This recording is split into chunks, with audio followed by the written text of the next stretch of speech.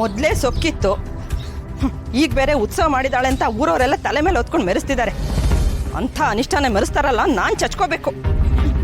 ಮನೆಗೊಂದು ಪೈಸಾ ಉಪಯೋಗ ಇಲ್ಲ. ಅವ್ರಮ್ಮ ಸಾಯೋ ಬದಲು ಇವಳಾದ್ರೂ ಸತ್ತಿದ್ದಿದ್ರೆ ನಾವು ನೆಮ್ಮದಿಯಾಗಿರ್ತಿದ್ವಿ. ಏನು ಕರ್ಮನೋ ನಮಗೆ ತಗ್ಲಾಕೊಂಡಿದ್ದಾಳೆ.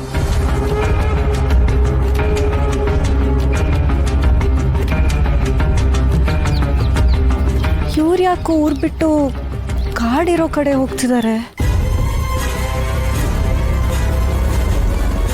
ಊರಿಂದ ಆಚೆ ಬಂದು ಭೇಟಿಯಾಗಬೇಕು.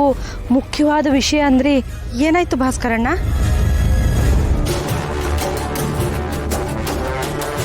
ದುರ್ಗಾ ವಿಷಯ ಮಾತಾಡಬೇಕಿತ್ತು.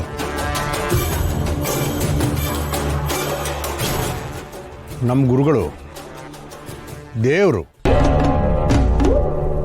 ಅವರು ಕೊಟ್ಟ ಒಂದು ಸಣ್ಣ ಕೆಲಸ ಮಾಡೋಕ್ಕಾಗ್ಲಿಲ್ವಲ್ಲ ಪ್ರಭಕ್ಕ? ಅಯ್ಯೋ, ಗುರುಗಳು ಹೇಳಿದ ಕೆಲಸನ ನಾನು ನನ್ನ ತಲೆ ಮೇಲೆ ಇಟ್ಕೊಂಡು ಮಾಡಿದ್ದೆ. ಅವತ್ತು ಏನಾಯ್ತು ಅಂತ ಕಾರಣ ಬೇಡ ಪ್ರಭಕ್ಕ. ಗುರುಗಳಿಗೆ ಇದರಿಂದ ತುಂಬಾ ಬೇಸರ ಆಗಿದೆ. ಅವರು ನಂಬಿಕೆ ಇಟ್ಟು ಕೊಟ್ಟ ಕೆಲಸವನ್ನ ನೀವು ಮಾಡಿಲ್ಲ. ದಯವಿಟ್ಟು ಕ್ಷಮಿಸ್ಬಿಡಿ ಭಾಸ್ಕರಣ್ಣ. ಗುರುಗಳು ನನ್ನನ್ನು ಆಶ್ರಮಕ್ಕೆ ಕರೆಸ್ಕೊಂಡಿದ್ರು ಅನ್ನೋದೇ ನನ್ನ ಪುಣ್ಯ. ಆದ್ರೆ ಏನ್ ಮಾಡೋದು, ನನ್ನ ಪ್ರಯತ್ನ ಮೀರಿ ಅವಳು ಉತ್ಸವಕ್ಕೆ ಬಂದ್ಬಿಟ್ಲು. ಉತ್ಸವ ಪೂರ್ಣ ಆಗಿದ್ದು ನಮ್ಮ ದೇವರಿಗೆ ತುಂಬಾನೇ ಕೋಪ ತಂದಿದೆ. ಈಗೇನ್ ಮಾಡೋಣ ಅಂತ? ಈಗ ನಿಮ್ಮಿಂದ ಇನ್ನೊಂದು ಕೆಲಸ ಆಗಬೇಕಾಗಿದೆ.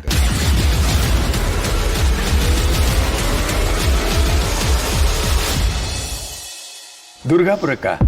ಹೌದು, ದುರ್ಗಾಪುರದಲ್ಲಿರೋ ದುರ್ಗಾಂಬ ದೇವಸ್ಥಾನಕ್ಕೆ. ಯಾಕೆ ಮ್ಯಾಮ್ ಸಡನ್ ಆಗಿ? ಬಹಳ ದಿವಸದಿಂದ ಒಂದು ಹರಕೆ ಇತ್ತು ಮಾಯಾ. ಆ ಹರಕೆ ತೀರ್ಸೋ ಕಾಲ ಈಗ ಕೂಡ ಬಂದಿದೆ.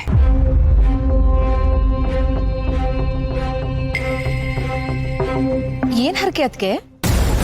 ಅಂಬಿಕಾ ಈಗ ಎಲ್ಲಿದ್ದಾಳೆ ಅಮ್ಮ? ನನ್ನ ನಿನ್ನ ಕತೆ ಎಲ್ಲಿಂದ ಶುರುವಾಯ್ತೋ ಅಲ್ಲೇ ಇದ್ದಾಳೆ.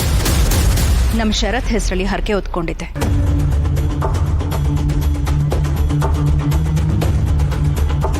ಹೌದು, ದುರ್ಗಾಂಬ ನಮ್ಮ ಮನೆ ದೇವರು.